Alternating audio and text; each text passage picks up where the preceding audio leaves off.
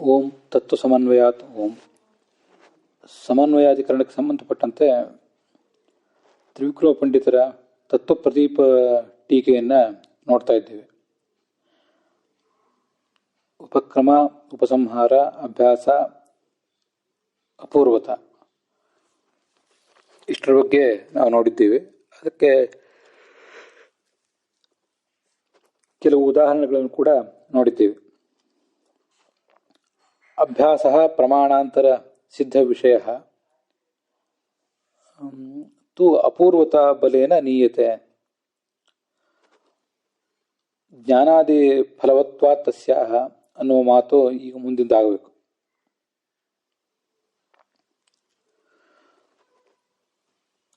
ಇಲ್ಲಿನ ಈ ಮುಂದಿನ ವಾಕ್ಯಗಳ ಬಗ್ಗೆ ಸ್ವಲ್ಪ ಗೊಂದಲ ಇದೆ. ಬ್ರಹ್ಮಸೂತ್ರ ಭಾಷ್ಯ ಗೋವಿಂದಾಚಾರ್ಯರು ಪಾಠ ಹೇಳಿದ್ದನ್ನು ಕೇಳಿದ ಮೇಲೂ ಕೂಡ ಕೆಲವು ವಾಕ್ಯಗಳ ಬಗ್ಗೆ ಸ್ವಲ್ಪ ಗೊಂದಲ ಇದೆ. ಆದರೂ ಎಷ್ಟು ಸಾಧ್ಯವೋ ಅಷ್ಟನ್ನು ಹೇಳಿರ್ತೇನೆ. ಹಿಂದೆ ಅಭ್ಯಾಸ ಮತ್ತು ಅಪೂರ್ವತ್ವದ ಬಗ್ಗೆ ಆಯಿತು. ಅಭ್ಯಾಸ ಅಂದರೆ ಅಸಕೃತ ವ್ಯಕ್ತಿಯ ಅಭ್ಯಾಸ, ಅಪೂರ್ವತ್ವ ಅಂದರೆ ಪ್ರಮಾಣಾಂತರದಿಂದ ಅಗಮ್ಯವಾದ ವಿಷಯವನ್ನ ಪ್ರತಿಪಾದಿಸುವುದು ಅಂತ ಇಷ್ಟು ಬಂದಿದೆ. ಅಭ್ಯಾಸ ಅಂದರೆ ಪ್ರಮಾಣಾಂತರದಿಂದ ಸಿದ್ಧವಾದ ವಿಷಯವೇ, ಅದಕ್ಕಿಂತ ಅಪೂರ್ವತ ಅಂತ ಅನ್ನೋದು ಪ್ರಬಲ. ಅಪೂರ್ವತಾದ ಬಲದಿಂದ ಈ ಅಭ್ಯಾಸ ಅಂತ ಅನ್ನೋದನ್ನು ಕಡೆಗಣಿಸಿ ಅಪೂರ್ವತಕ್ಕೆ ಬೆಲೆ ಕೊಟ್ಟು ಆ ಅರ್ಥವನ್ನು ಅದೇ ರೀತಿಯಾಗಿ ತೀರ್ಮಾನ ಮಾಡಬೇಕು. ನೀಯತೆ ಅಂದರೆ ಅಪೂರ್ವತಾದ ಬಲದಿಂದ ಅರ್ಥವನ್ನು ತೀರ್ಮಾನ ಮಾಡಬೇಕು ಅಂತ ಹೀಗದರ ಅರ್ಥ. ಭಾಗವತ ತಾತ್ಪರ್ಯದಲ್ಲಿ ಭಗವದ್ಗುಣಾನುಸಾರೇಣ ವೇದಾರ್ಥೋ ನೀಯತೇಹಿ ಯೈಹಿ ಅಂತ ಈಗ ಒಂದು ಪ್ರಯೋಗ ಇದೆ. ಭಕ್ತಿಯೋಗಿಗಳಾದಂಥ ದೇವತೆಗಳನ್ನು ಭಕ್ತಿಯೋಗಿಗಳು ಅಂತ ಯಾಕೆ ಹೇಳ್ತಾರೆ ಅಂದರೆ, ಭಗವಂತನ ಗುಣಗಳನ್ನು ಅವರು ಮೊದಲೇ ತಿಳಿದಿರ್ತಾರೆ. ತಿಳಿದು ಅದಕ್ಕನುಸಾರವಾಗಿ ವೇದದ ಅರ್ಥವನ್ನು ಅವರು ತೀರ್ಮಾನ ಮಾಡ್ತಾರೆ. ವೇದವನ್ನು ಮೊದಲು ಓದಿ ಆಮೇಲೆ ಭಗವಂತನ ಗುಣಗಳನ್ನು ತೀರ್ಮಾನಿಸಿಕೊಳ್ಳುವುದಲ್ಲ ಅಂತ ಅಲ್ಲೊಂದು ನೀಯತೆ ಅಂತ ಪ್ರಯೋಗ ಇದೆ. ನೀಯತೆ ಅಂತ ಅನುಸಾರವಾಗಿ ಹೇಳಿದೆ. ನೀಯತೆ ಅಂದರೆ ತಿಳಿದುಕೊಳ್ಳುವುದು ಅಂತ ಹೀಗರ್ಥ. ಅಭ್ಯಾಸವನ್ನು ಕಡೆಗಣಿಸಿ ಅಪೂರ್ವತಾವನ್ನು ಒಪ್ಪಿಕೊಳ್ಳುವುದು ಅಂತ. ಅದರ ಮುಂದೆ ಫಲದ ಬಗ್ಗೆ ಹೇಳಬೇಕಾಗಿದೆ. ಅದಕ್ಕಿಂತಲೂ ಫಲ ಶ್ರೇಷ್ಠ ಅಂತ ಅಲ್ಲೊಂದು ವಾಕ್ಯ ಇರಬೇಕಾಗಿತ್ತು. ಅದು ಯಾಕೋ ಅಲ್ಲಿ ಕಾಣಿಸ್ತಾ ಇಲ್ಲ ಸ್ಪಷ್ಟವಾಗಿ. ಜ್ಞಾನಾದಿ ಫಲವತ್ವ ತಸ್ಯಾಹ, ಈ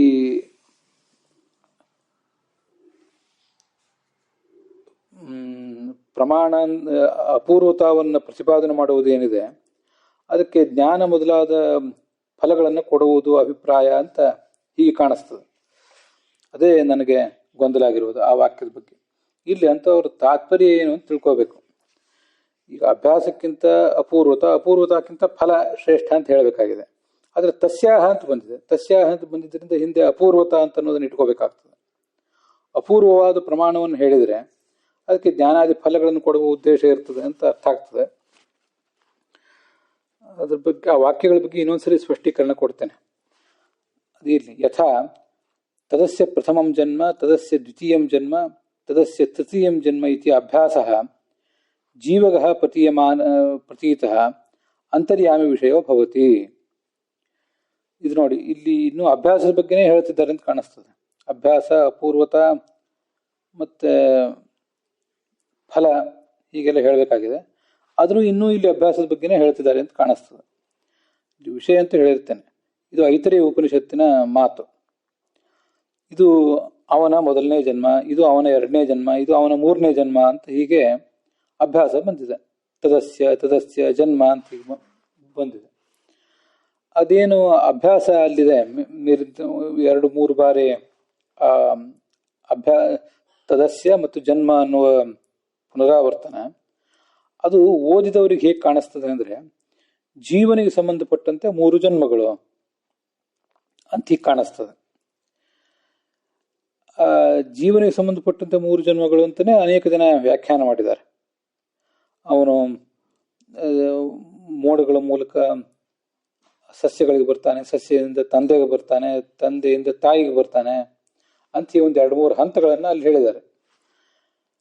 ಆದ್ದರಿಂದ ಉಳಿದೆಲ್ಲ ವ್ಯಾಖ್ಯಾನಕಾರರು ಅರ್ಥ ಮಾಡಲಿಕ್ಕೆ ಈ ಜೀವನನ್ನ ಅವರು ಇಟ್ಕೊಂಡು ಜೀವನನ್ನು ಕೇಂದ್ರೀಕರಿಸಿಕೊಂಡು ಈ ಜೀವನಿಗೆ ನಮಗೆ ನಿಮಗೆ ಎಲ್ರಿಗೂ ಕೂಡ 1ನೇ ಜನ್ಮ 2ನೇ ಜನ್ಮ 3ನೇ ಜನ್ಮ ಅಂತ ಹೀಗೆ ಜನ್ಮಗಳ ಬಗ್ಗೆನೇ ವರ್ಣನೆ ಮಾಡಿದ್ದಾರೆ. ಆದರೆ ಆಚಾರ್ಯರು ಮಾತ್ರ ಅದು ಜೀವನದ ಜನ್ಮಗಳನ್ನು ಹೇಳುವುದಲ್ಲ, ಜೀವನಿಗೆ 2ನೇ 3ನೇ ಜನ್ಮಗಳನ್ನು ತಿಳಿದುಕೊಂಡು ಅಲ್ಲಿ ಏನು ವಿಶೇಷ ಲಾಭ ಇಲ್ಲ.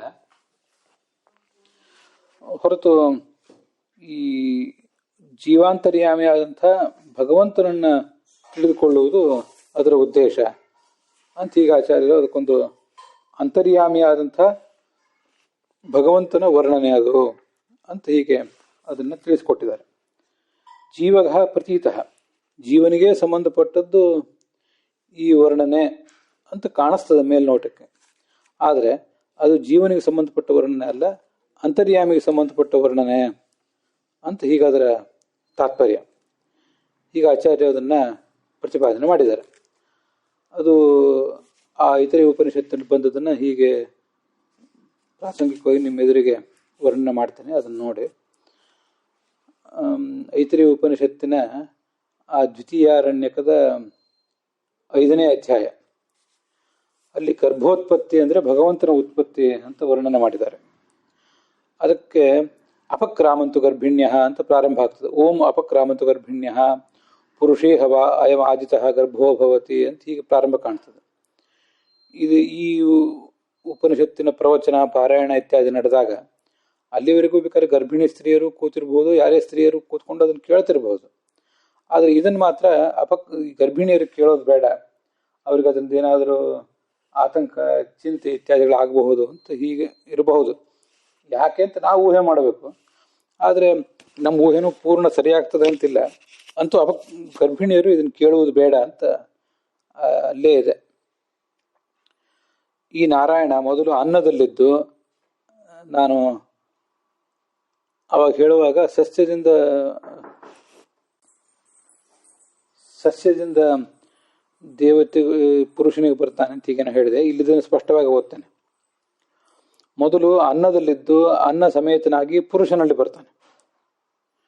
ಆ ಪುರುಷ ಊಟ ಮಾಡಿದಂಥ ಅನ್ನ ಅದು ಎಲ್ಲ ಕಡೆ ಸರ್ವಾಂಗಗಳಲ್ಲೂ ವ್ಯಾಪಿಸ್ತದೆ, ಅದು ನಮ್ಗೆ ಗೊತ್ತಿದೆ. ಆದ್ರಿಂದ ಅದು ರೇತಸ್ಸಾಗ್ತದೆ ಮುಂದೆ.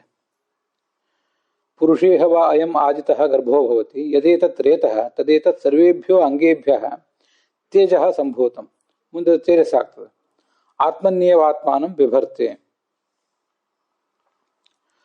ಆ ರೇತಸ್ಸಿನಲ್ಲಿರುವಂಥ ಭಗವಂತನ ರೂಪ ತನ್ನನ್ನ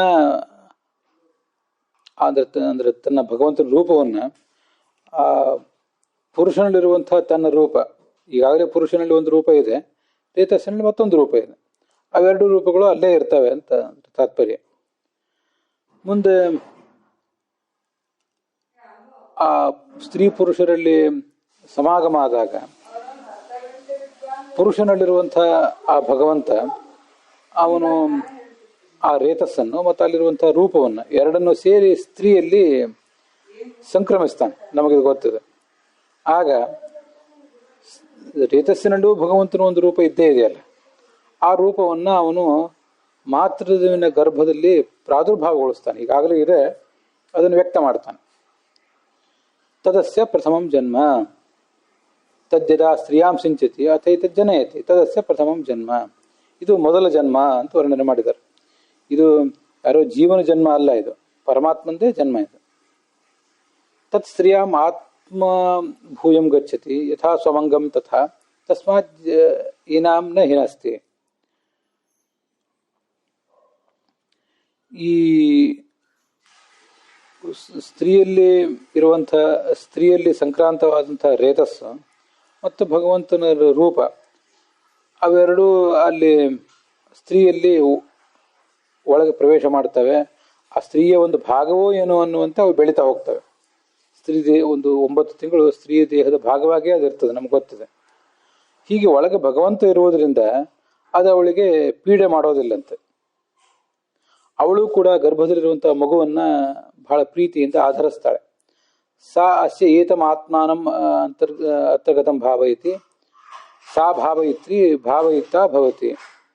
ನೋಡಿ, ಪೀಡೆ ಮಾಡೋದಿಲ್ಲ ಅಂತಂದ್ರೆ ಅನೇಕ ಥರದ ತೊಂದರೆಗಳಾಗ್ತವೆ. ಗರ್ಭ ಉತ್ಪತ್ತಿ ಆದ ಕೂಡಲೇ ಅನೇಕ ಥರದ ಸಮಸ್ಯೆಗಳು ಅವ್ರಿಗೆ ಆಗ್ತವೆ, ಇಲ್ಲ ಅಂತಲ್ಲ. ಆದರೂ ಹೆಚ್ಚಿನ ತೊಂದರೆಗಳು ಅದರಿಂದ ಆಗೋದಿಲ್ಲ.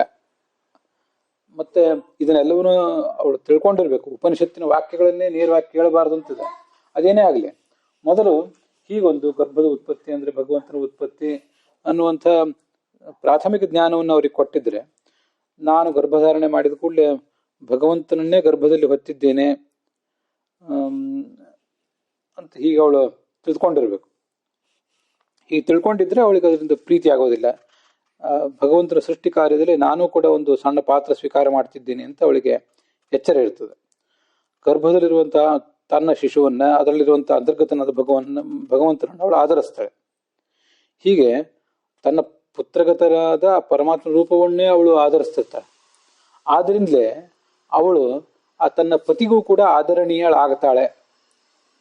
ಸಾ ಭಾವಯಿತ್ರಿ ಭಾವಯಿತವ್ಯ ಭವತಿ. ಪತಿಯೂ ಕೂಡ ಆದರಣೀಯಳಾಗ್ತಾಳೆ ಎಂದು ಏನರ್ಥ? ಪತಿಯೂ ಕೂಡ ಅವಳನ್ನು ಆಧರಿಸಬೇಕು. ತನ್ನ ಹೆಂಡತಿ ನನ್ನ ಮಗುವನ್ನ ಗರ್ಭದಲ್ಲಿ ಹೊತ್ತಿದ್ದಾಳೆ ಅಂತ ಇಷ್ಟೇ ಅವನು ಭ್ರಮೆ ಪಡಬಾರದು. ಒಳಗೆ ಭಗವಂತನನ್ನೇ ಹೊತ್ತಿದ್ದಾಳೆ ಅಂತ ಅವನು ಕೂಡ ಆಧರಿಸಬೇಕು.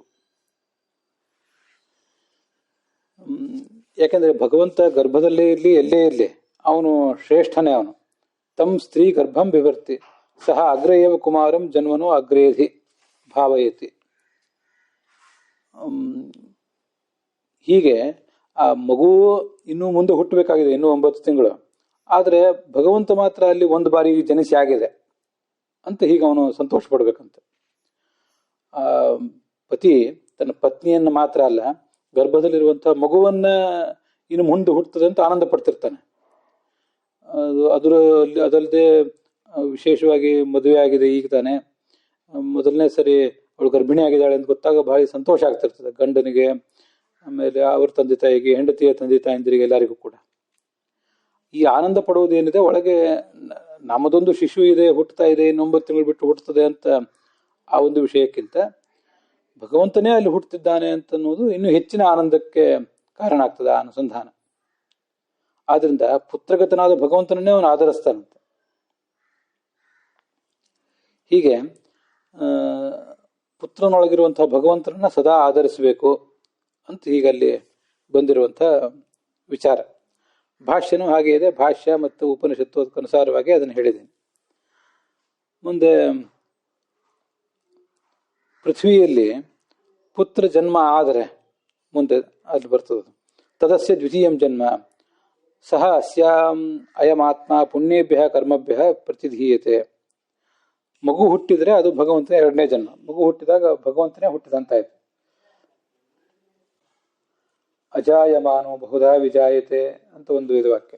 ಅವನಿಗೆ ವಸ್ತುತಃ ಹುಟ್ಟಿಲ್ಲ, ಆದರೆ ಇಲ್ಲಿ ಯಾವುದೇ ಶಿಶು ಹುಟ್ಟಿದ್ರು ಅದೆಲ್ಲವೂ ಕೂಡ ಭಗವಂತನೇ ನಾನಾ ರೂಪಗಳಿಂದ ಅಲ್ಲಿ ಹುಟ್ಟುತ್ತಾ ಇರ್ತಾನೆ ಅಂತ ಇದೊಂದು ವೇದವಾಕ್ಯ. ಈಶ ಹಿ ದೇವ ಪ್ರತಿಶೋನು ಸರ್ವ ಭೂತೇಷು ಜಾತಸ್ಸ ಉಗರ್ಭೆ ಅಂತಹ ಅಜಾಯಮಾನೋ ಬಹುಧಾ ವಿಜಾಯತೆ ಅಂತ ಅಪೂರ್ಣ ವೇದವಾಕ್ಯ. ಭೂತೇಷು ಜಾತಸ್ಥವು ಗರ್ಭೆ ಅಂತಹ ಅಂತ. ನಾನು ಅದನ್ನು ಸರಿಯಾಗಿ ಹೇಳ್ತಾ ಇದ್ದೀನೋ ಇಲ್ವೋ ನಮ್ಗೆ ನೆನಪು ಬರ್ತಾ ಇಲ್ಲ. ಇದು ನಾವು ವೈಶ್ವದೇವದಲ್ಲಿ ಈ ಮಂತ್ರವನ್ನು ಹೇಳ್ತಾ ಇರ್ತೇವೆ. ಋಗ್ವೇದಕ್ಕನುಸಾರವಾಗಿ ಬೇರೆ ಏನಾದ್ರು ಮಂತ್ರ ಇರ್ಬೋದು ಅಥವಾ ಇದೇ ಮಂತ್ರ ಇರ್ಬೋದು. ಭೂತೇಷು ಜಾತ ಸೌಗರ್ಭೆ ಅಂತಹ. ಎಲ್ಲ ಪ್ರಾಣಿಗಳಲ್ಲಿಯೂ ಕೂಡ ಈ ಭಗವಂತ ಆ ಗರ್ಭದಲ್ಲಿ ಹುಟ್ಟಿ ಬರ್ತಾನೆ ಅಂತ. ಈ ಪರಮಾತ್ಮ ಏನು ಪುತ್ರನಲ್ಲಿ ಒಂದು ರೂಪದಿಂದ ಇರ್ತಾನಲ್ಲ, ಅದು ಆ ಪಿತೃವಾದಂತಹ ಜೀವ ಇರ್ತಾನಲ್ಲ, ಅವನ ಪುಣ್ಯದ ಕರ್ಮ ಮುಂದುವರಿಬೇಕು. ಅದಕ್ಕಾಗಿ ಅದು ಭೂಲೋಕದಲ್ಲಿ ಇರ್ತದೆ. ಇದಾದ್ಮೇಲೆ ಆ ತಂದೆ ನಿಧಾನವಾಗಿ ಅವನಿಗೆ ವಯಸ್ಸಾಗ್ತದೆ. ಸಹ ಅಸ್ಯಾಂ ಅಯಮಾತ್ಮ ಪುಣ್ಯೇಭ್ಯ ಕರ್ಮಭ್ಯ ಪ್ರತಿಧೀಯತೆ ಅಥ ಅಸ್ಯಾಂ ಇತರಃ ಆತ್ಮ ಕೃತಕೃತ್ಯೋ ಭವತಿ ವಯೋಗತಃ ಪ್ರೈತಿ ಸ ಇತಃ ಪ್ರಯನ್ನೇವ ಪುನರ್ಜಾಯತೆ ತದಸ್ಯ ತೃತೀಯಂ ಜನ್ಮ. ಮುಂದೆ ಅವನು ತಂದೆ ಯುವಕನಾದವನು ಮಧ್ಯ ವಯಸ್ಸಿಗೆ ಹೋಗ್ತಾನೆ, ಮಧ್ಯ ವಯಸ್ಸಿನಿಂದ ಮುಪ್ಪಿಗೆ ಹೋಗ್ತಾನೆ, ಮುಪ್ಪಿಗೆ ಹೋದವನು ಸತ್ತೇ ಹೋಗ್ತಾನೆ ಮುಂದೆ ಒಂದು ದಿವಸ. ಅಲ್ಲಿ ಆ ತಂದೆಯಲ್ಲಿರುವ ಒಂದು ಭಗವಂತ ರೂಪ ಇರ್ತದಲ್ಲ, ಅದು ಅಲ್ಲಿವರೆಗೆ ಆ ಜೀವ ಆ ದೇಹ ಅಲ್ಲಿ ಎಷ್ಟು ವರ್ಷ 70-80 ವರ್ಷ ಇರಬೇಕಾಗಿತ್ತು, ಅಲ್ಲಿವರೆಗೆ ಇತ್ತು. ಮುಂದೆ ಅದು ಈ ಲೋಕದಿಂದ ಹೊರಟು ಹೋಗ್ತದೆ. ಮತ್ತೊಂದು ಕಡೆ ಆ ತಂದೆ ಹುಟ್ಟುತ್ತಾನಲ್ಲ ಕೆಲವು ಕಾಲ ಆದಮೇಲೆ, ಆವಾಗ ಅವನ ಜೊತೆ ಅದು ಮತ್ತೆ ಹುಟ್ಟುತ್ತದೆ. ಇದು ಭಗವಂತನಿಗೆ 3ನೇ ಜನ್ಮ. ಇದು 3ನೇ ಜನ್ಮ ಅಂತಂದ್ರೆ ಜೀವ ಹುಟ್ಟುವಾಗ ಭಗವಂತನೂ ಹುಟ್ಟುತ್ತಾನೆ ಅಂತ ಒಂದು ವೇದವಾಕ್ಯವು ಕೂಡ ಅಲ್ಲೇ ವರ್ಣಿತ ಆಗಿದೆ. ಆ ಉಪನಿಷತ್ತಿನಲ್ಲೇ ತದುಕ್ತಂ ಋಷಿಣ ಅಂತ ಉಪನಿಷತ್ತೇ ಒಂದು ವೇದವಾಕ್ಯವನ್ನು ಕೋಟ್ ಮಾಡ್ತದೆ. ಗರ್ಭೇನು ಸನ್ನನ್ವೇಷಾಮವೇದಂ ಅಹಂ ದೇವಾನಾಂ ಜನಿಮಾನಿ ವಿಶ್ವ ಶತಮ್ಮ ಪುರ ಆಯಸೀರ ರಕ್ಷನ್ನಧಶೇನೋ ಜವಸ ನಿರದೀಯ ಅಂತ ಈಗೊಂದು ವೇದವಾಕ್ಯನೂ ಕೂಡ ಇದೆ. ಗರ್ಭದಲ್ಲಿದ್ದೇ ನಾನು ಎಲ್ಲ ದೇವತೆಗಳ ಎಲ್ಲ ಬಗೆಯ ಜನ್ಮಗಳನ್ನು ಕೂಡ ಭಗವಂತನಿಗೆ ಆ ಭಗವಂತ ಆ ಶರೀರಗಳಲ್ಲಿದ್ದು ನಿಯಾಮಕನಾಗಿದ್ದಾನೆ. ಉಳಿದ ದೇವತೆಗಳು ಶರೀರಾದಿಗಳಿಗೆ ಅಭಿಮಾನಿಗಳಾಗಿದ್ದಾರೆ. ಆದರೆ ಅವನಿಗೆ ಮಾತ್ರ ಭಗವಂತನಿಗೆ ದುಃಖಾದಿ ದೋಷ ಇಲ್ಲ ಅಂತ ಹೀಗೆ ನಾನು ಅನುಸಂಧಾನ ಮಾಡ್ತೀನಿ. ಒಬ್ಬ ಸಾಧಕ ಹೇಳ್ತಾ ಇರೋದು ಇದನ್ನು. ಆದ್ರಿಂದ ಈ ಭಗವಂತ ಮೊದಲಾದ ಎಲ್ಲ ದೇವತೆಗಳು ಕೂಡ ನನ್ನನ್ನು ರಕ್ಷಿಸ್ತಾರೆ. ಜ್ಞಾನ ಸುಖ ಸ್ವರೂಪನಾದ ಭಗವಂತನನ್ನು ಸ್ವಾಮಿ ಅಂತ ತಿಳಿದಿದ್ದೇನೆ. ಮತ್ತೆ ಗರ್ಭವಾಸದ ದುಃಖದಿಂದ ನಾನು ಬಿಡುಗಡೆ ಹೊಂದುತ್ತೇನೆ ಅಂತ ಒಬ್ಬ ಋಷಿ ಹೇಳೋದು ಅದನ್ನು. ಈ ಎಲ್ಲ ತತ್ವಜ್ಞಾನವನ್ನು ಪಡ್ಕೊಂಡ್ರೆ ತತ್ವಜ್ಞಾನ ಆಗಿ ಮುಂದೆ ಮುಕ್ತಿ ಆಗ್ತದೆ ಅಂತ ಹೀಗೆ ಬಂದಿದೆ. ಉಪಾಸಕನಾದವನು ಈ ಎಲ್ಲ ವಿಷಯಗಳನ್ನು ತಿಳ್ಕೋಬೇಕು. ತಿಳ್ಕೊಂಡ್ರೆ ಮುಂದೆ ವಿಷ್ಣು ಲೋಕದಲ್ಲಿ ಹೋಗಿ ಆ ಸುಖ ಭೋಗಾದಿಗಳನ್ನು ಪಡ್ಕೋತಾನೆ. ಸರ್ವದಾ ಅಲ್ಲಿ ಸುಖಿ ಆಗ್ತಾನೆ. ಸರ್ವಾನ್ ಕಾಮಾನ ಆಪ್ತ ಅಮೃತ ಸಮಭವತ್ ಅಂತ ಇಷ್ಟೆಲ್ಲ ತಿಳ್ಕೊಂಡು ಅಮೃತ ಅಭವತ್ ಮುಕ್ತನಾಗ್ತಾನೆ. ಮುಂದೆ ಯಥಾಸ್ಥಾನ ಗರ್ಭಿಣಿಯರು ಮತ್ತೆ ತಮ್ಮ ಇಲ್ಲಿ ಎದ್ದು ಹೋಗಿದ್ರಲ್ಲ ಅವ್ರು ಸ್ವಲ್ಪ ಹೊತ್ತು, ಅವ್ರು ಆ ಜಾಗಕ್ಕೆ ಬರಲಿ ಅಂತ ಈ ಥರ ಅಲ್ಲಿ ಬಂದಿದೆ. ಇದು ಭಗವಂತನ 3 ಜನ್ಮಗಳು. 3 ಜನ್ಮಗಳ ಬಗ್ಗೆ ಎಲ್ಲ ವರ್ಣನೆ ಮಾಡಿ ಆಯಿತು. ಆದರೆ ಇದು ಅಭ್ಯಾಸಕ್ಕೆ ಸಂಬಂಧಪಟ್ಟಂತೆ ಹೇಳ್ತಿದ್ದಾರೆ ಅಂತ ಬಂದಿದೆ. ಫಲದ ಬಗ್ಗೆ ಇನ್ನೂ ಕೂಡ ಬರಲಿಲ್ಲ. ಅದರಿಂದ ಅಭ್ಯಾಸ, ಅಪೂರ್ವತ, ಫಲ ಇದೇ ನಮಗೆ ಇಲ್ಲಿ ಯಾವುದನ್ನು ಹೇಳ್ತಿದ್ದಾರೆ ತ್ರಿವಿಕ್ರಮ ಪಂಡಿತರು ಅಂತಲೇ ಸ್ವಲ್ಪ ಗೊಂದಲ ಆಗ್ತದೆ. ಅಫಲಾದ ಅಪೂರ್ವಾತ್ ಸುಪೂರ್ವೇಪಿ ಫಲವತಿ ತಾತ್ಪರ್ಯಂ ಸ್ಯಾತ್ ಕಿಮುತ ಅಪೂರ್ವೇ. ನೋಡಿ, ಇನ್ನು ಅಭ್ಯಾಸ ಅಪೂರ್ವತ ಅದ್ರ ಬಗ್ಗೆನೇ ಹೇಳ್ತಿದ್ದಾರೆ. ಅಫಲಾದ ಅಪೂರ್ವಾತ್ ನೋಡಿ, ಅಪೂರ್ವವಾದ ವಿಷಯವನ್ನು ಹೇಳಬೇಕು, ಹೊಸ ವಿಷಯವನ್ನು ಹೇಳಬೇಕು ಅಂತ ಅನ್ನೋದು ವಿಷಯ ಸರಿ. ಆದರೆ ಅದಕ್ಕೇನು ಫಲವೇ ಇಲ್ಲದೆ ಹೋದ್ರೆ ಅಂಥ ಫಲವನ್ನು ಹೇಳುವುದಕ್ಕಿಂತ ಸುಪೂರ್ವೇಪಿ ಫಲವತಿ, ಫಲವುಳ್ಳಂಥ ಇನ್ನೂ ವಿಷಯವನ್ನು ಹೇಳ್ತಾ ಇದ್ದೀರಿ, ಆದರೆ ಅದು ಸುಪೂರ್ವವಾಗಿದೆ. ಸುಪೂರ್ವ ಅಂದರೆ ಈಗಾಗಲೇ ಹಿಂದೆ ಬಂದಿದ್ರೂ ಕೂಡ ಅದಕ್ಕೊಂದು ಫಲ ಇದೆ. ಫಲವನ್ನು ಏನು ಅಂತ ನಾನು ಓದ್ಲಿಕ್ಕೋಸ್ಕರ ಅದನ್ನೆಲ್ಲ ಹೇಳಿದೆ. ಹೀಗೆ ಈ ಎಲ್ಲ ವಿಷಯಗಳನ್ನ ತಿಳ್ಕೊಂಡ್ರೆ ಮುಕ್ತನಾಗ್ತಾನೆ ಅಂತ ಅಲ್ಲಿ ಬಂದಿದೆ. ಆದ್ರಿಂದ ಅಪೂರ್ವ ಅಂತ ಅನ್ನೋದು ಪ್ರಬಲ ಇಲ್ಲ ಅಂತಲ್ಲ. ಯಾಕಂದ್ರೆ ಅದಕ್ಕೆ ಏನೂ ಫಲ ಇಲ್ಲದೆ ಹೋದ್ರೆ, ಅಪೂರ್ವವಾದಂಥ ಹೊಸ ವಿಷಯವನ್ನ ಯಾವುದೋ ಒಂದು ಪ್ರಮಾಣದಿಂದ ಏನು ಹೇಳಿ ಅದಕ್ಕೇನೋ ಫಲ ಇಲ್ಲದೆ ಇರೋದಕ್ಕಿಂತ ಅಥವಾ ಅಲ್ಪ ಫಲ ಇರುವುದಕ್ಕಿಂತ ಸುಪೂರ್ವೇಪಿ, ಸುಪೂರ್ವ ಅನ್ನೋ ಶಬ್ದಕ್ಕೆ ಒಂದು ಈಗಾಗಲೇ ಹಿಂದೆ ಬಂದಿರುವ ವಿಷಯವನ್ನೇ ಮತ್ತೆ ಹೇಳೋದು ಅಂತ ಅರ್ಥ. ಅಂದ್ರೆ ಚೆನ್ನಾಗಿ ಬಂದಿದೆ, ಹಿಂದೆ 4 ಸರಿ ಬಂದಿದೆ, ಮತ್ತೆ ಹೇಳ್ತಾ ಇದ್ದಾರೆ. ಆದ್ರೆ ಒಂದು ಫಲ ಇದೆ ಅದಕ್ಕೆ. ಫಲವತಿ ತಾತ್ಪರ್ಯಂ ಸ್ಯಾತ್ ಅಂತ ಇಷ್ಟ ಅರ್ಥ. ಕಿಮುತ ಅಪೂರ್ವೆ, ಇನ್ನು ಅಪೂರ್ವೇ ಆಗಿದ್ದು ಫಲವೂ ಇದ್ದು ಬಿಟ್ರೆ ಮತ್ತೇನು ಹೇಳಬೇಕಾಗಿದೆ? ಹಿಂದೆ ಬಂದದ್ದು 2-3 ಸರಿ ಬಂದದ್ದು ಅದಕ್ಕೊಂದು ಫಲ ಇದ್ರಂತೂ ಭಾರಿ ಒಳ್ಳೇದೇ ಆಯ್ತು. ಅದಕ್ಕಿಂತ ಹೆಚ್ಚು ಅಪೂರ್ವವಾದ ವಿಷಯ, ಹಿಂದೆ ಯಾವ ಪ್ರಮಾಣದಿಂದ ಬರಲಿಲ್ಲ, ಫಲ ಬೇರೆ ಇದೆ. ಹಾಗಿರುವಾಗ ಕಿಮುತ, ನಾವು ಅದ್ರ ಬಗ್ಗೆ ಏನು ಹೇಳಬೇಕಾಗಿದೆ ಅಂತ ತ್ರಿವಿಕ್ರಮ ಪಂಡಿತರ ಅಭಿಪ್ರಾಯ ಇದೆ. ಅದರಿಂದ ಅಭ್ಯಾಸ, ಅಪೂರ್ವತ, ಫಲ ಇದನ್ನೆಲ್ಲವನ್ನು ಕೂಡ ಅವರು ಸೇರಿಸಿ ಇಲ್ಲಿ ಹೇಳ್ತಿದ್ದಾರೆ ಅನ್ನೋ ಸಂಶಯ ಇದೆ. ಅಂತೂ ಅಲ್ಲಿರೋ ವಿಷಯಗಳು ಚೆನ್ನಾಗಿದೆ, ಅದನ್ನು ಹೇಳಿದ್ದೇನೆ. ನೋಡಿ, ಅಲ್ಲೊಂದು ಪುರಾಣದ ಶ್ಲೋಕ ಉದ್ಧರಿಸಿದ್ದಾರೆ ಅವರು. ಯಥಾ ಸ್ನೇಹ ಪೂರ್ವೇಣ ಮನಸ ಎನ್ನ ಸ್ಮರಸಿ ಕೇಶವ ಅಪತ್ಯಮಿವ ಕೂರ್ಮಾಣಂ ತೇನ ಜೀವಾಮಹೇ ವಯಂ ಅಂತ. ಇದು ಎಲ್ಲಿ ಬಂದದ್ದು ಅಂತ ಗೊತ್ತಾಗಿಲ್ಲ. ನಾವು ತುಂಬಾ ಪ್ರಯತ್ನ ಪಟ್ಟರು ಕೂಡ ಗೋವಿಂದಾಚಾರ್ಯರು ಅದನ್ನೇನು ಹೇಳಿಲ್ಲ. ಇದು ಸುವಿದ್ಯೇಂದ್ರ ಸ್ವಾಮಿಗಳು ಕೂಡ ಶ್ಲೋಕ ಹೇಳಿದ್ದಾರೆ ಒಂದು ಯಾವುದೋ ಪ್ರಸಂಗದಲ್ಲಿ. ಪಾಂಡವರು ವನವಾಸದಲ್ಲಿದ್ರಲ್ಲ, ಆ ಸಂದರ್ಭದಲ್ಲಿ ಭಗವಂತ ಬಂದಂತೆ. ಹೇಗಿದ್ದೀರಿ ನೀವೆಲ್ಲ, ಕುಶಲ ಕ್ಷೇಮ ಎಲ್ಲ ವಿಚಾರಿಸಿದಂತೆ. ಆಗ ಯುಧಿಷ್ಠಿರ ಹೇಳುವಂತಹ ಮಾತಿದು ಅಂತ ಅವ್ರು ಹೇಳಿದ್ದಾರೆ. ನಾವು ವನಪರ್ವದಲ್ಲಿ ಅದನ್ನು ನೋಡಿದ್ರು ಕೂಡ ನಮಗೆ ಸಿಗಲಿಲ್ಲ, ಅಥವಾ ಒಟ್ಟಾರೆ ಮಹಾಭಾರತದಲ್ಲೇ ನಾವು ಸರ್ಚ್ ಮಾಡಿದ್ರು ಕೂಡ, ಒಂದು 2-3 ಪಾಠಗಳನ್ನು ಸರ್ಚ್ ಮಾಡಿದ್ರು ನಾವು ಸಿಗಲಿಲ್ಲ. ಮಹಾಭಾರತದಲ್ಲೇ ಇದ್ದಿರಬಹುದು, ಈಗ ಅದು ಲುಪ್ತವಾಗಿ ಹೋಗಿರ್ಬೋದು, ಅಥವಾ ಬೇರೆ ಪುರಾಣದ್ದಿರಬಹುದು. ನೋಡು ಏನು ಹೇಳ್ತಾನೆ ಅವನು, ಭಗವಂತ ನೀನು ನಮ್ಮ ಎದುರಿಗಿಲ್ಲದೆ ಇರಬಹುದು, ದ್ರೌಪದಿ ವಸ್ತ್ರಾಪಹರಣ ಆದಾಗ ಮತ್ತೆ ಯಾವುದೋ ಸಂದರ್ಭದಲ್ಲಿ ಪ್ರತಿಯೊಂದು ಕ್ಷಣದಲ್ಲೂ ನೀನು ನಮ್ಮ ಎದುರಿಗಿರೋದಿಲ್ಲ. ಆದರೆ ನೀನು ಎಲ್ಲಿಯೇ ಇದ್ರೂ ನಮ್ಮ ಬಗ್ಗೆ ಒಂದು ಸ್ನೇಹ ಇಟ್ಕೊಂಡು ಆ ಸ್ನೇಹಪೂರ್ಣವಾದ ಮನಸ್ಸಿನಿಂದ ನಮ್ಮನ್ನು ಸ್ಮರಿಸ್ತಾ ಇರ್ತೀಯಲ್ಲ ನೀನು, ಸಾಕು. ತೇನ ಜೀವಾಮಹೇ ವಯಂ, ನೀನು ನಮ್ಮನ್ನು ಎಲ್ಲೇ ಇದ್ರೂ ಸ್ಮರಿಸಿದ್ರೆ ಸಾಕು, ನಮ್ದೊಂದು ಜೀವನ ನಡೀತದೆ, ನಮಗೆ ಬಂದಿರುವಂಥ ಆಪತ್ತುಗಳು ಪರಿಹಾರ ಕಾಣ್ತವೆ ಅಂತ ಅಲ್ಲಿದೆ. ಅದಕ್ಕೆ ಹೇಗೆ ದೃಷ್ಟಾಂತ ಅಂದರೆ, ಅಪತ್ಯಮಿವ ಕೂರ್ಮಾಣಂ ಅಂತ. ಈ ಆಮೆ ಮರಿ ಹಾಕ್ತದಂತೆ, ಮರಿ ಹಾಕಿದಾಗ ಆ ಮರಿ ಆಮೆಗಳನ್ನ ಅದು ಯಾವತ್ತೂ ನೆನಪು ಮಾಡ್ಕೋತಾ ಇರ್ತದಂತೆ. ಅದಕ್ಕೇನದು ವಿಶೇಷ ಉಪಚಾರ ಆರೈಕೆ ಇತ್ಯಾದಿಗಳನ್ನು ಮಾಡೋದಿಲ್ಲ. ನಮ್ಗೆ ಗೊತ್ತಿರುವಂತೆ ಅನೇಕ ಸಸ್ತನ ಶಿಶುಗಳಲ್ಲಿ, ಮ್ಯಾಮಲ್ಸ್ಗಳಲ್ಲಿ ತಾಯಿ ಬಂದು ಆಹಾರ ಕೊಡಬೇಕಾಗ್ತದೆ, ತಾಯಿ ಬಂದು ಹಾಲೇ ಕುಡಿಸ್ಬೇಕಾಗ್ತದೆ. ಆದರೆ ಈ ಜೀವಗಳ ರಾಶಿಯಲ್ಲಿ ಎಲ್ಲ ಕಡೆನೂ ಕೂಡ ಹಾಲು ಕುಡಿಸುವ ಪದ್ಧತಿ ಇಲ್ಲವೇ ಇಲ್ಲ. ಅನೇಕ ಪಕ್ಷಿಗಳು ಮೊದಲಾದ ಸಣ್ಣ ಸಣ್ಣ ಕೀಟಗಳನ್ನೇ ತಂದು ತಿನ್ನಿಸ್ತವೆ, ಎಳೆಯ ಶಿಶುಗಳಿಗೂ ಕೂಡ. ಇದೊಂದು ಆಮೆ ಮಾತ್ರ ಹೀಗಿದೆ ಅಂತೆ. ಇದು ನಮಗೆ ಜೀವಶಾಸ್ತ್ರದ ಪ್ರಕಾರ ಏನಿದೆಯೋ ನಮ್ಗೆ ಗೊತ್ತಿಲ್ಲ, ಅಲ್ಲಿರೋದನ್ನು ಹೇಳಿದ್ದೇನೆ. ಕೇವಲ ತಾಯಿ ಮಕ್ಕಳನ್ನ ನೆನಪು ಮಾಡ್ಕೋತಾ ಇರ್ತದಂತೆ.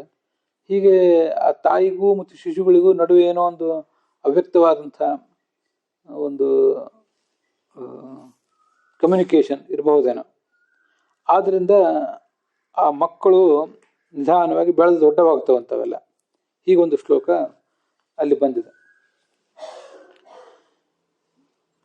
ಇದಕ್ಕೆ ಸಂಬಂಧಪಟ್ಟಂತೆ ಇನ್ನೊಂದು ಶ್ಲೋಕವೂ ಕೂಡ ಇದೆ.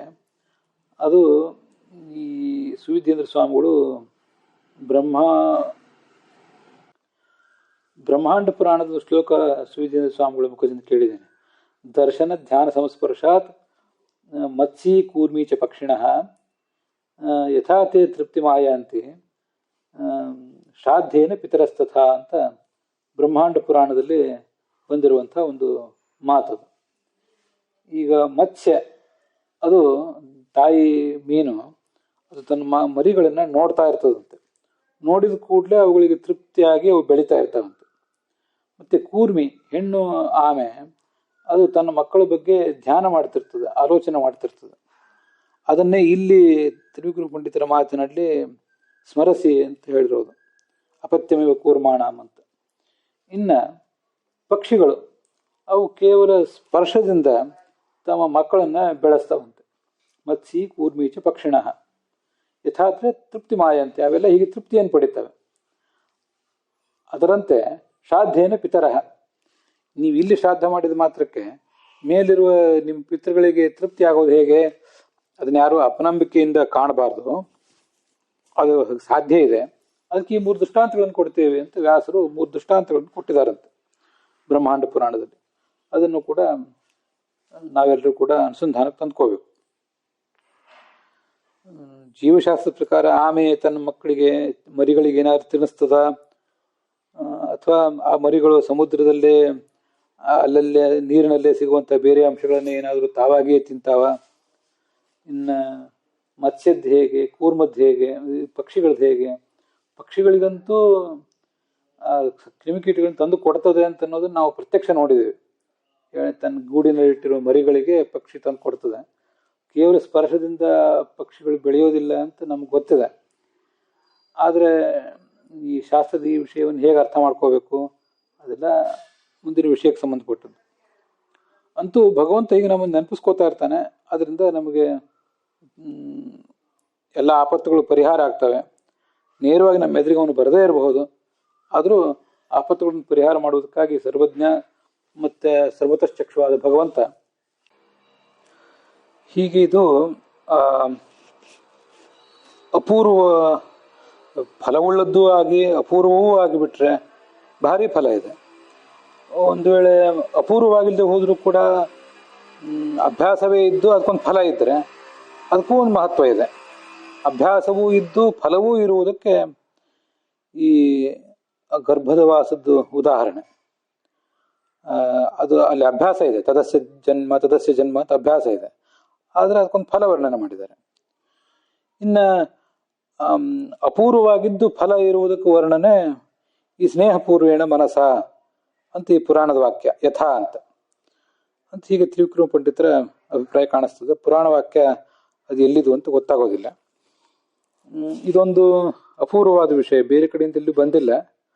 ಅದಕ್ಕೊಂದು ಫಲನೂ ಇದೆ. ಭಗವಂತ ನಮ್ಮ ರಕ್ಷಕನಾಗಿರ್ತಾನೆ ಅಂತ ತಿಳ್ಕೊಳ್ಳುವುದು, ಭಗವಂತನ ಸರ್ವ ರಕ್ಷಕತ್ವವನ್ನು ಸರ್ವ ಚಕ್ಷುಷ್ತ್ವವನ್ನು ತಿಳ್ಕೊಳ್ಳೋದು ಅಂತ ಹೀಗೆ ಅದನ್ನು ನೋಡಿದರೆ ಕಾಣಿಸ್ತದೆ. ಗೋವಿಂದಾಚಾರ್ಯ ಅದನ್ನು ಹೆಚ್ಚು ತಮ್ಮ ಪಾಠದಲ್ಲಿ ವಿವರಿಸಿಲ್ಲ. ಇನ್ನು ಅವರ ಈ ಬ್ರಹ್ಮಸೂತ್ರ ಭಾಷ್ಯದ ಮೊದಲ ಅಧ್ಯಾಯದ ಮೊದಲ ಪಾದಕ್ಕೆ ಅವರೊಂದು ವ್ಯಾಖ್ಯಾನ ಮಾಡಿದ್ದಾರೆ, ಲಿಖಿತ ರೂಪದಲ್ಲಿದೆ. ಅದನ್ನೊಂದ್ಸರಿ ಯಾವಾಗಾದ್ರೂ ನೋಡಿ ಹೇಳುವ ಪ್ರಯತ್ನ ಮಾಡ್ತೇನೆ. ಒಬ್ಬ ಜೀವ ಸತ್ತ ಕೂಡಲೇ ಇಮಿಡಿಯೇಟ್ಲಿ ಅದು ಮತ್ತೆ ಇನ್ನೊಂದು ಜನ್ಮ ಪಡೆಯೋದಿಲ್ಲ. ಒಂದೊಂದು ಜೀವಕ್ಕೂ ಕೂಡ ಅದರದೇ ಆದಂಥ ಒಂದು ವಿಧಾನ ಇದೆ. ಅಲ್ಲಿ ತನಕ ಅವ್ರು ಏನು ಮಾಡ್ತಾರೆ ಪ್ರಶ್ನೆ. ಅವರು ಸ್ವರ್ಗ ನರಕ ಇತ್ಯಾದಿ ಬೇರೆ ಬೇರೆ ಲೋಕಗಳನ್ನ ಸಂಚಾರ ಮಾಡಿ ಬರ್ಬೇಕಾಗ್ತದೆ. ಕೆಲವು ಬಾರಿ ಮೊದಲು ಸ್ವರ್ಗಕ್ಕೆ ಹೋಗ್ಬೋದು, ಕೆಲವು ಬಾರಿ ಮೊದಲು ನರಕಕ್ಕೆ ಹೋಗ್ಬೋದು ಅಂತ ಅವರು ನಾನಾ ಥರದ ಪುಣ್ಯ ಪಾಪಗಳ ಫಲವನ್ನ ಅನುಭವಿಸ್ಲಿಕ್ಕಾಗಿ ಸ್ವರ್ಗ ನರಕಾದಿಗಳ ವಾಸವನ್ನ ಮಾಡಬೇಕಾಗ್ತದೆ. ಆದ್ರಿಂದ ಅದನ್ನೆಲ್ಲ ಮುಗಿಸಿ ಆ ಜೀವ ಮತ್ತೆ ಇನ್ನೊಂದು ಜನ್ಮ ಪಡಿಬೇಕಾಗ್ತದೆ. ಆದರೆ ಆ ಕಾಲ ಮಾತ್ರ ಪ್ರತಿಯೊಬ್ಬರಿಗೂ ಒಂದೇ ಕಾಲ ಇಲ್ಲ. ಇದರ ಬಗ್ಗೆ ಎಲ್ಲ ಸ್ವಲ್ಪ ಮಹಾಭಾರತದಲ್ಲಿ ಶಾಂತಿ ಪರ್ವ ಅಥವಾ ಅನುಶಾಸನ ಪರ್ವದಲ್ಲಿ ಒಂದಿಷ್ಟು ವಿಷಯಗಳು ಬಂದಿವೆ. ಕೆಲವರು ಕೂಡಲೇ ಈಗಿನ ಜನ್ಮ ಆದ ಕೂಡಲೇ ಸತ್ ಕೂಡಲೇ ಮತ್ತೆ ಇನ್ನೊಂದು ಕಡೆಯಲ್ಲಿ ಹುಟ್ಟೋದಿದೆ.